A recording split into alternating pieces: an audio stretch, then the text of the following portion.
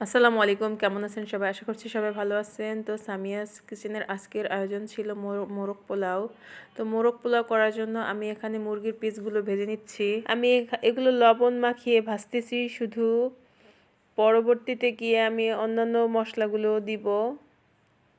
চাইলে এখানে টক দইও মিক্সড করে দিয়ে ভাজা যাইতো, কিন্তু তাহলে ভাজাটা একটু পোড়া পোড়া বেশি হইতো, এজন্য আমি টক দইটা দেইনি। তো আমার ভাজা এক পাশ হয়ে গেছে, অন্য পাশটাও হয়ে গেছে এখন ভাজা।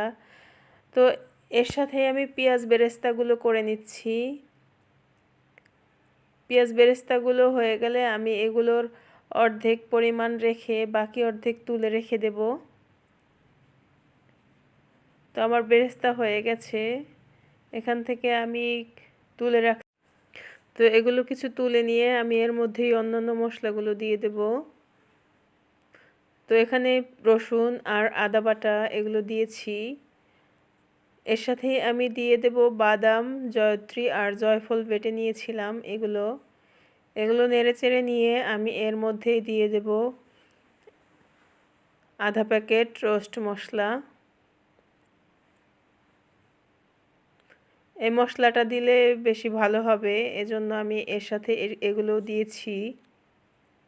এখন এগুলো নেড়েচেড়ে আমি এর মধ্যে দিলাম লবণ, মরিচের গুঁড়া। এগুলো আপনারা চাইলে দিতে পারেন, না দিলেও অসুবিধা নেই। তো এর সাথেই আমি টক দই দিয়ে দিলাম।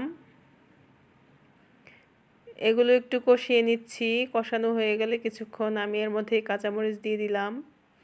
এগুলো একটু কষিয়ে নেড়েচেড়ে নিয়ে আমি এর মধ্যে এখন মুরগির পিসগুলো দিয়ে দেব। তো এগুলো আমি এখন কিছুক্ষণ মশলার সাথে মিশিয়ে রান্না করে নেব। এর সাথে আমি দিয়ে দিচ্ছি দুধের গুঁড়া।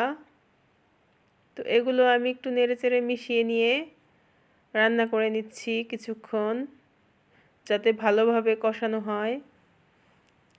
তো আমার মুরগি রান্নাটা প্রায় হয়ে গেছে, এখন আর আমার বেশি পানি দিতে হবে না, অল্প পরিমাণে পানি দিয়ে দিচ্ছি। এই মুরগিগুলো রান্না হইতে বেশি সময় লাগে না, এজন্য দেখা যায় যে অল্প পানি দিলেই হয়ে যায়। এর সাথে আমি একটু দিলাম চিনি। এগুলো দিয়ে আমি কিছুক্ষণ ঢাকনা দিয়ে ঢেকে রান্না করে নিচ্ছি। তো আমার রান্নাটা হয়ে গেছে, মুরগির পিসগুলো আমার বেশ নরম হয়ে গেছে। এখন এগুলো আমি এর মধ্যে থেকে তুলে আলাদা করে রেখে দেব।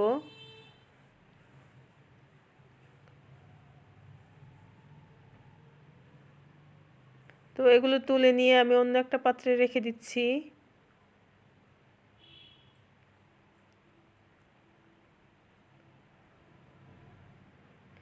এই পিসগুলো আলাদা করে রেখে আমি এর মধ্যে দিয়ে দেব চাউলগুলো। এর মধ্যেই আমি চাউল দিয়ে নেড়ে চেড়ে নেব, বেশ কিছুক্ষণ ধরে একটু ভেজে নেব চাউলগুলো।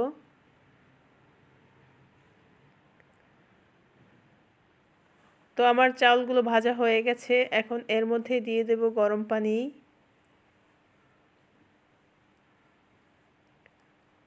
পরিমাণ মতো দিচ্ছি আমি। দিয়ে এখন এর মধ্যে আমি আর একটু লবণ দেব। লবণ দিয়ে ঢাকনা দিয়ে ঢেকে রান্না করে নেব। কিছুক্ষণ পরে আমি নেড়ে নেব একটু, আবার ঢাকনা দিয়ে ঢেকে দিচ্ছি। তো এবার আমার পানিটা অনেকটা টেনে আসছে, এখন এখানে আমি দিয়ে দিচ্ছি কিশমিশ। এখন এগুলো একটু নেড়ে নিয়ে আমি এর উপরেই পেঁয়াজ বেরেস্তাগুলো দিয়ে দেব। পেঁয়াজ বেরেস্তাগুলো দিয়ে আমি ঢাকনা দিয়ে ঢেকে কিছুক্ষণ দমে রেখে দিয়েছি। এখন ঢাকনা তুলে আমি নেড়ে নিচ্ছি, সব উপকরণগুলো মিশিয়ে নিচ্ছি ভালো করে। তো হয়ে গেছে আমার রান্না, এখন শুধু সার্ভ করার পালা। তো এই হলো আমার রোস্টের পিসগুলো। তো আজ এ পর্যন্ত, আল্লাহ হাফেজ।